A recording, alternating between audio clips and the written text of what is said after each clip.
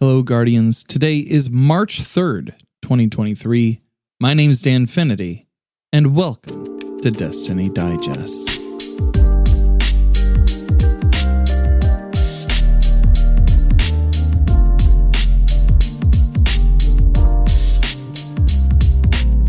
Hey, gang, and welcome back to Destiny Digest post Lightfall. First episode post Lightfall. I'm sure many of you are very excited to have played this week or to play this weekend. It's been a very exciting time in Destiny 2. Now, this week's episode is a little bit different than other episodes that we've done. I think I say that maybe every time I approach this mic for Destiny Digest. But I don't have a guest. I don't really have a script that I'm going to be talking from. I figured this is a good place to kind of give my thoughts on Lightfall, give my reactions to the story, to campaign, to difficulty, to Strand as a subclass, as well as a couple of other stray observations from my time playing this week. But first, I want to say thank you guys for coming and hanging out. It's been an honor to serve you guys over the past 7 months. If you guys like what you're hearing, please consider rating and reviewing on your podcast platform of choice. Anything you say helps us in the algorithm here. I hope that this show gives a deeper understanding to not only the mechanics of the game, but also the community and the people that make it up. On Thursday, we received the This Week at Bungie, posted by Hippie. In it, we got a couple of huge bombshells. All of the Strand fragments, the full suite, would be available later on this past Thursday, so on the 2nd. Reading from the TWAB, they state, as more players complete the Lightfall campaign and get their hands on Strand, we've heard the initial and constructive feedback. As with any new subclass in Destiny 2, we want to make sure Strand feels great in players' hands once they realized its full power, and that evolution doesn't stop at day one. To that end, we've decided to release a live update that will unlock the ability to earn the full suite of Strand fragments for all players later today. While these additional fragments will be class-specific to unlock, you will need Strand meditations to acquire them. This should be a great way for everyone to experience more of what Strand has to offer before we head into next week's raid. Speaking of which, we'll need to ensure Strand is balanced against the rest of our subclasses so everyone has a solid raid experience next week. And we'll be keeping an eye on Strand's performance as more players unlock it fully and wield it in the wild. Stay tuned as we get closer to the Root of Nightmares opening on March 10th. Yeah, that's right.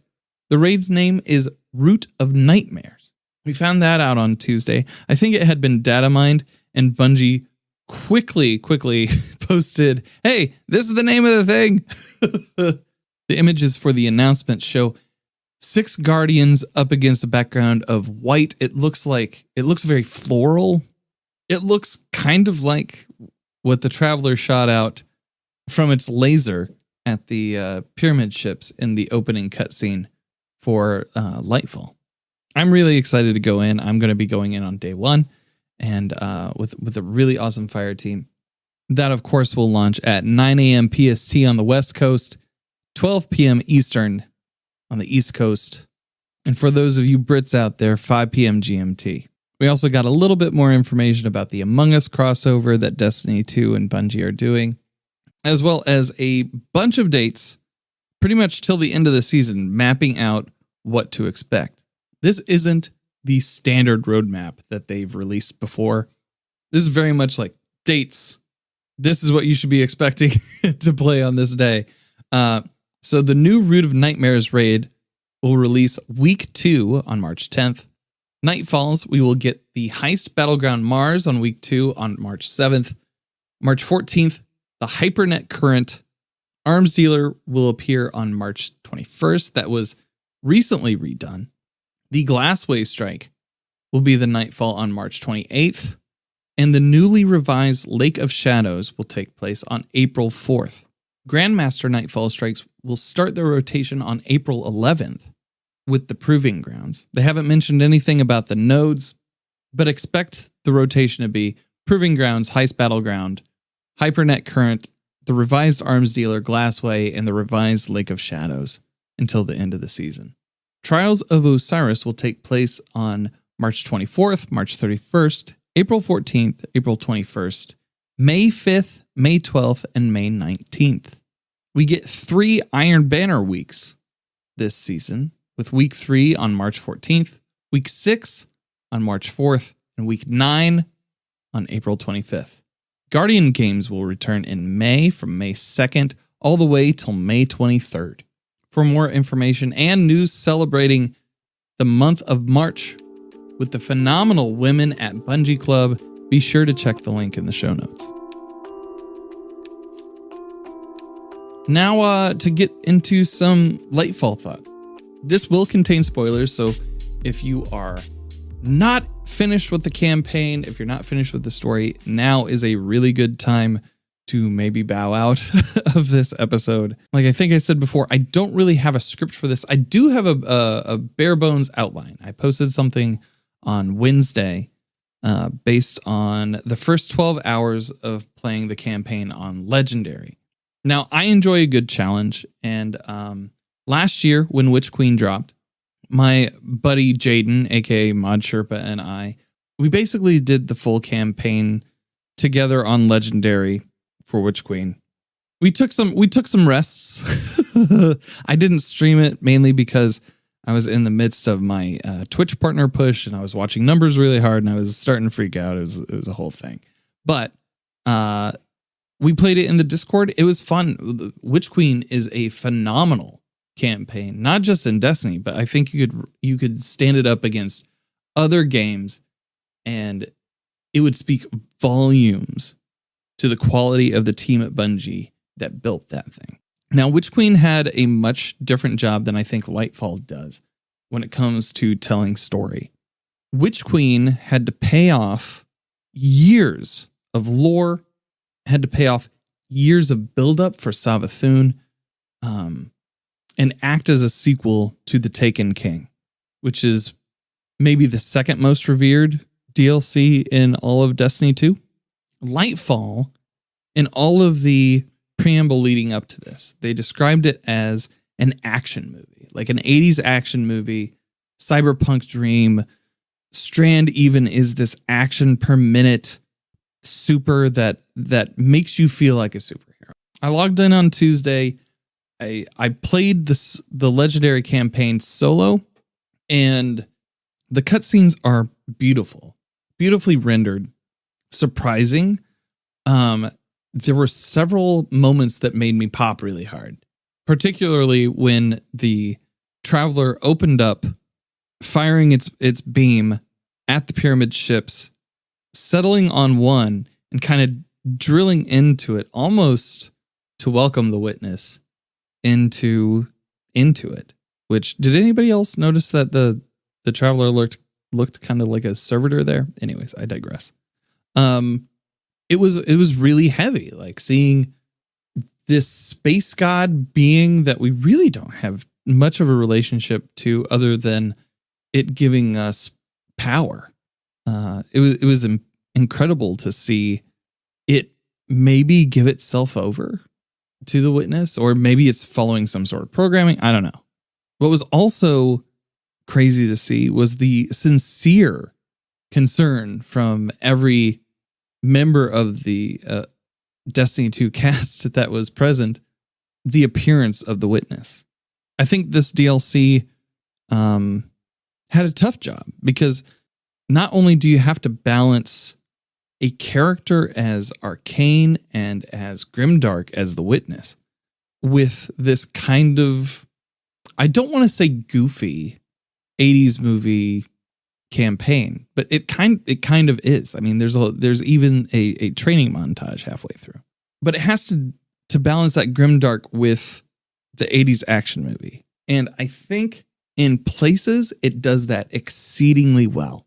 Now, when I was discussing the story for Lightfall with my friends Mr. Dunes and Mod Sherpa, we play together every Tuesday.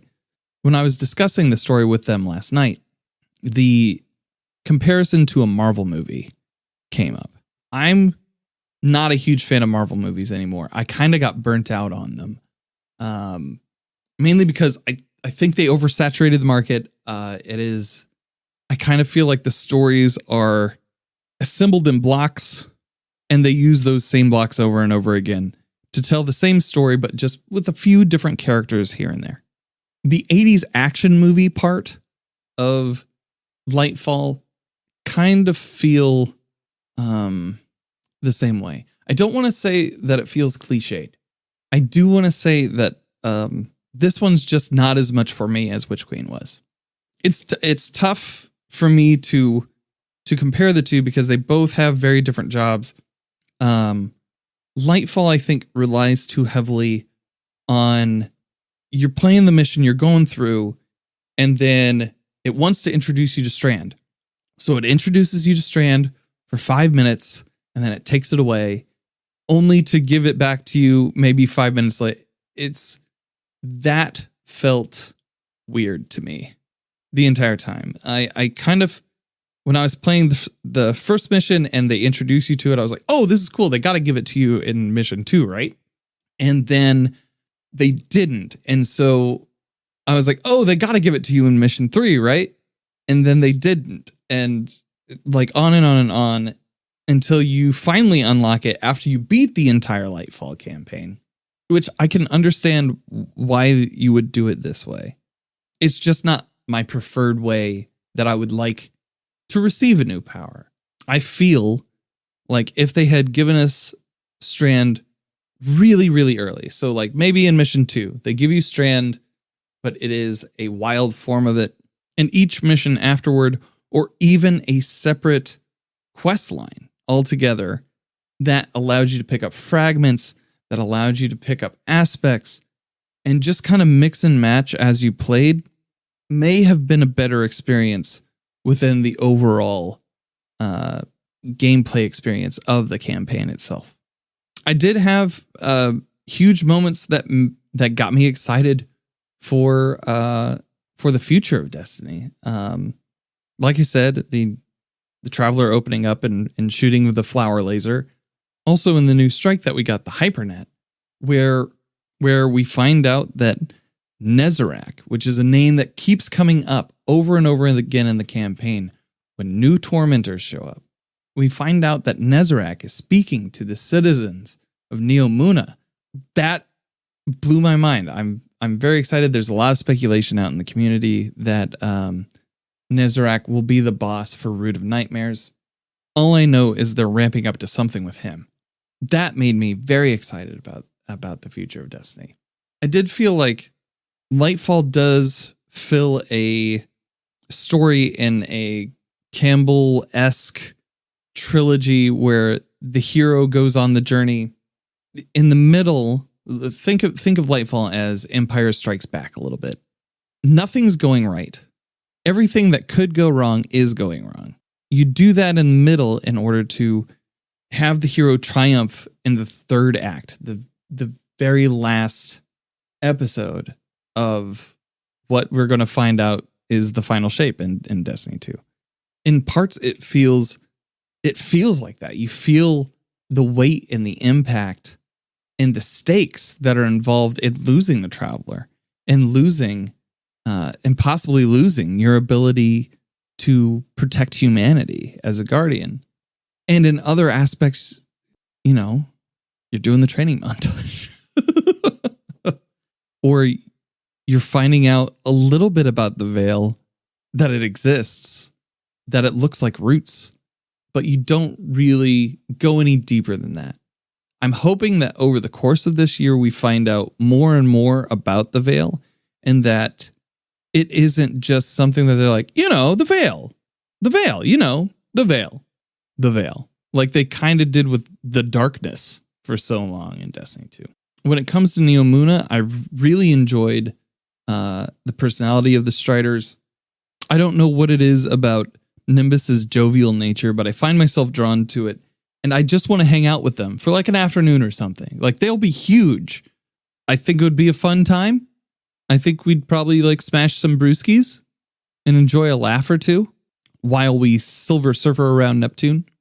That sounds like a rad time to me. I know there's a lot of discussion around the Striders right now in the community. not only because of the non-binary nature of Nimbus, but also because of the way that Rohan was kind of introduced and almost thrown away immediately. I haven't gotten too deep into the post-campaign missions or quest lines. I'm hoping that there's something there in those that kind of redeems his sacrifice, because it rings hollow a little bit.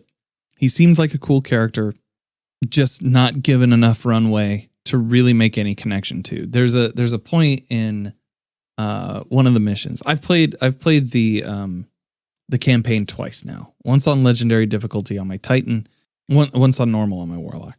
But we'll get to that in a little bit. At one point in the story, you are going to the Vex network. I believe the mission is called Head On. And you're going into the Vex network in order to practice Strand. And Rohan is brought up by Ghost, who says Rohan would have said head on and nothing to show for it. And the delivery is very morose, but it doesn't feel like that relationship is earned, because they maybe met for like 5 seconds in the entirety of the story so far. And it feels weird and it feels a little hollow. I did like how active Osiris was in his role this entire campaign. I've been joking around that he seems like the downtrodden dad who's just like, I just need this win for so long. And he shows up. He knows the most about Neptune. He's investigated the Veil. He is the person who is our guide. Not only he is the person that is our guide outside of the Striders to this new world, and now to this new ability with Strand. And I'm glad to see him back in that mentor role. But once again, most of his stuff had to do with Strand and less so about the Veil. I kind of wish if you could change the ratio on that. just a little bit. And we could get more information on what the Veil is. That to me would make his role in the campaign more interesting. I liked most of the missions and the ad density in Neomuna. I think Neomuna is a beautiful, beautiful space.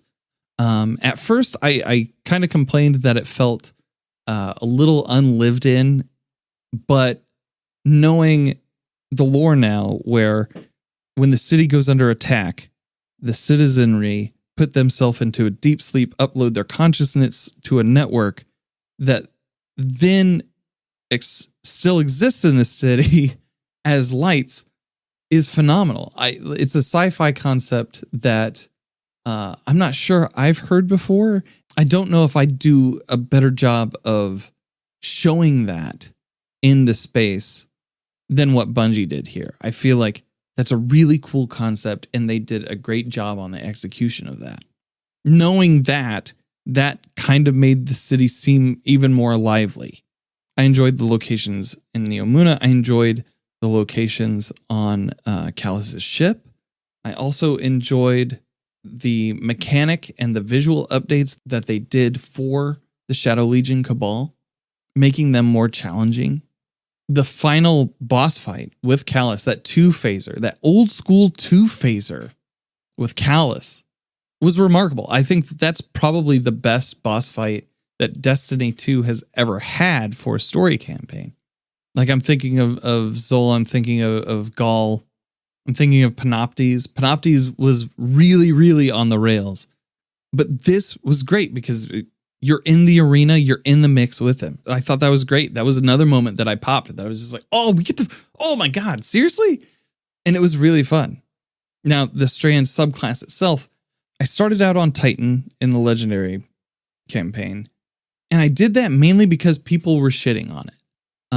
In the weeks leading up to Lightfall, when they revealed Titan as, I believe Rev put it as Green Punch, people got really, really down on it. I'm somebody who tends to try to give a fair shake, and I try not to buy into everything that everyone says on Twitter. So I decided to try it out for myself. And Strand is a lot of fun on Titan. It is fast. I really enjoy the ability to suspend enemies in the air. I think it has huge potential for ad clear, or just even taking trash mobs out of the equation for a little bit for things such as the raid that's coming up next Friday. The grapple is interesting. It kind of feels weightless in not like a Spider-Man way. When you think of Spider-Man grappling, it has weight to it. It has tension. Strand's grapple is a little more floaty. It doesn't really feel like a power so much as an extension of self. The other character that I've played on, the Warlock, that I ran through the normal mode, I like the magic missile aspect of it. I like the threadlings. The threadlings are cool. I think the Warlock's version of the subclass has a lot of promise to it in its action per minute uptime. I found myself magic missiling. I found myself laying down wells in order to create threadlings. I was shooting out the dart from your hand melee. That was all fun. Strand is fun to play with. And I'm seeing some wacky things on Twitter about the Hunter subclass just taking down bosses, especially in the Prophecy. I saw a video of him taking down the Phalanx boss in the Prophecy, and wow, it was bonkers. It was nuts. I'm sitting here in the waiting screen for first contact on my Hunter, excited to at least start the mission and see what it feels like. But yeah, I feel like Strand is fun. I think they did a good thing in opening up all the fragments. Before, they were staggered. So like some were available this week, some were available after the 7th, and then some were available after the raid. I'm glad that they made the decision to just give you the full suite, let you play with it with an eye toward tuning. Once again, I'm a fan of Strand as a subclass. I'm not a huge fan of how they rolled that out in the campaign. But releasing all the fragments feels true to how they should have released it initially. Kudos to Bungie for doing that. Now, the legendary difficulty, I found the campaign difficulty was playing solo. It was challenging. It was really challenging. I didn't mess a lot with mods so much. They have simplified the mod selection. Basically, I just went into each of my characters and added as much resilience as I needed to get me up to 100. I had some armor pieces that already put me pretty high up there for the 100 resilience, knowing that I'd get the 30% damage reduction by doing that. And in legendary mode, everything was challenging because of ad density. There's a lot of those guys, and they're all firing at you, and they're all pretty good shots. I really enjoyed that aspect of the Legend campaign. I think the payoff was fine when it came to rewards. The reason why I'm running normal campaign on the Warlock is just to get stasis out of the way. I don't need to be a hero running legendary on each of these characters. I just needed to do it the once on the Titan. Normal's okay for everything else because I'm already over Delta for many of these activities. I will say that I stumbled quite a bit. There is a lot of physics weirdness that comes not only with Strand, but with how they've tuned the physics of Destiny 2, so that when you get bounced off a wall, when you get bounced off a wall, you only have a sliver of health. I had like 50 phalanxes throughout the campaign just decide to say, "Get down, Mr. President," and bop me with their shield. Almost to the point where I was like, all right, and I'm putting it down for the night. But I persevered. I would say I got physics probably the most, and just learning the skill of grappling with Strand and that's abilities. Those were the two pain points, but it was a skill issue at least when it came to Strand's abilities. I would say probably the most egregious of the issues with the odd physics was in that final boss room with Callus. I don't know how many times I attempted that boss, but I would get him to the second phase, and he would just throw me for a loop more times than I more times than I care to count. I'd probably be pretty upset with myself if I actually knew the number. But yeah, that was probably the worst bit of it for me in my experience. I'm trying to think of things that were helpful during my runs, both in Legendary and normal. I pretty much kept the same loadout for both characters after I locked into a style. Witherhoard still puts in a lot of work. I wanted to use Anarchy, but it just didn't feel like it was doing as much tick as what Witherhoard would do. So I swapped back over to that. I had a funnel web most of my playtime, sometimes changing that out for a Forbearance. That's the Waveframe grenade launcher from Vow of the Disciple raid.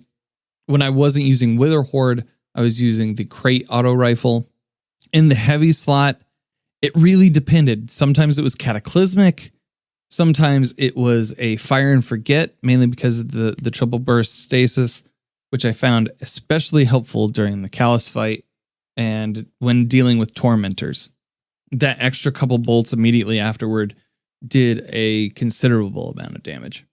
I also was using a Hothead Adept for some of the campaign as well.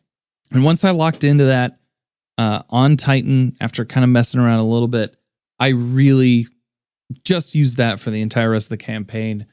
Warlock, same thing. With my Titan, I didn't really have a super in mind that I was going to use throughout the whole thing. And I quickly decided against trying to stick with one, especially with how often they shifted you in and out of Strand. With Warlock, I did use I used Stasis the entire time with Osmiomancy for double turret stasis grenades. And even when I was attempting to run things on Legendary, Adge just didn't stand a chance with that. On Hunter, I'm anticipating using the Void subclass, but we'll see. I'm still going to use Witherhoard. I'm still going to use Fire and Forget. I'm still going to use Funnel Web for most of this campaign. It's a playstyle that I'm used to now. It's a playstyle that I'm good at. One of the things that I would say for Legend is don't stop moving. If you are playing the Legendary version of the campaign solo or with like one or two extra buddies, I heard that it's not too bad on 2 or 3. But if you're playing, don't stop moving. Especially in that final boss room, they don't really give you a chance to breathe. Tormentors are formidable. And the ones that are lucky enough to be finishable, you should take that money and run, kid. That said, Strand is able to suspend them, and Tormentors can be frozen. So, do with that information what you will. Hopefully for success. I do want to see Tormentors in more activities. I feel like they have a place in in-game content that even the Hive Guardians didn't. Hive Guardians make sense to be locked in to the Throne World because thematically that's their place, right? Tormentors could just show up anywhere and they would be terrifying and they would be formidable and they would be welcome because they're not a champion. The UI and the UX were phenomenal in this. I am looking right now. My buddies, Jaden and Dunes and I played all night together and like giving commendations and so forth. That's really fun. I like the commendation aspect of the game. I know that it resets every season. And some folks are upset by that, but it's just good, clean fun. At the end, just giving your buddy a commendation. I do like the new journey tab. I feel like the Guardian ranks and how they're displayed makes sense. And I'm looking forward. My aim this season is I'm going to hit Paragon. I'm going to. I have to. It's a point of pride. I need to do that. Also, the music on the campaign. I don't normally listen to Destiny 2 music, mainly because I'm helping people, and I learned long ago that if I listened to the music for the encounters, it actually put me more on edge. So if I have something on in the background that is completely separate from the game, it actually helps me to focus more. But I played the campaign all the way through with the musical score, and it's just beautiful. You guys, Bungie just keeps knocking it out of the park when it comes to those teams. And I'm excited to see what new work the UI and UX team does, as well as the music and the upcoming expansions. I don't think there's a bad song in the Destiny 2 repertoire. They just do such a good job. I would like more Puka lore. I would like a lot of Puka lore, please. If you could just put it in my hand right here, please. Thank you. Oh, another thing that I did. So when I did change off of the weapons that I was talking about earlier, I did get to play around with the new stasis bow, and I really like it. I think it's really cool. I need to play more with it, especially with my Osmiomancy Warlock. But it was a really, really cool bow. It has a light heft to it, which I like. Not only that, but you get to be like Robin Hood men in tights with it too. That's kind of funny. I kind of adore archery, and I never really put that together in my mind. I'm not a good archer in real life, but put it in a video game, put it in a movie, I'm all for it. When it comes to build crafting, I haven't really messed with it all that much outside of adding just simple mods. They seem to have simplified everything down so an idiot such as I could even understand how to put something together for grenades, or how to put something together if I wanted to build into a specific melee downtime. I do hear a lot of people complaining about the ability, the time to get your abilities lately. I don't really feel like I experienced that. I'm more just trying to figure out all the new stuff that's coming in so I can teach others about it. And I'm not really so much worried about creating the most optimal build or even setting a loadout in that new tab. I think it's cool, and I think I'll use it eventually, but I haven't tinkered around with it because there's so much else to do. It's like a slot machine, man. There's so many lights, there's so many sounds, there's so many things moving around that you want to get in the mix with it. Outside of all of that, that's pretty much my thoughts on Lightfall so far. I streamed last night with Dunes and Mod and had a lot of fun in Destiny, just kind of like grinding powerfuls and pinnacles. And it's not often that I feel like I play a lot of diverse activities in one sitting, in like a 6-hour sitting. And we were off doing like all sorts of stuff to try to get pinnacles and powerfuls and everything. And I think I'm going to try to prioritize doing that in the future in order to keep from burnout, other things that affect content creators, because look, we play the game a lot. Sure, we understand how things work, but sometimes you need a break. Sometimes you need a little I played Jedi Fallen Order before Destiny 2 Lightfall came out. That game's a lot of fun. But anyways, I'm getting into rambly territory now. So that was my Lightfall experience so far. Why don't you tell me about yours, either on Twitter or in my Discord, discord.gg/Danfinity. Lots of wonderful folks there. But yeah, I'd like to hear what your thoughts are, what you think works, what you feel are the pain points, what you're hoping to see in the next year of Lightfall. All of that. Let me know. Twitter, discord.gg/Danfinity. One of those two. My name's Danfinity. You can find me on Twitter, Instagram, and the TikTok at Danfinity, where the eyes are else. You can also find me on Twitch 3 days a week, helping Guardians with in-game activities in Destiny 2. If you'd like to support the show, please remember to rate and review on your podcast platform of choice. Anything you say helps us in the algorithm. If you'd like to toss me $3 a month to help keep the lights on over here, head on over to coffee.com/Danfinity. That is ko-fi.com/Danfinity. All the links are in the notes for the show. Thank you so much for listening. I hope you are enjoying Lightfall, and I hope you find what you're grinding for.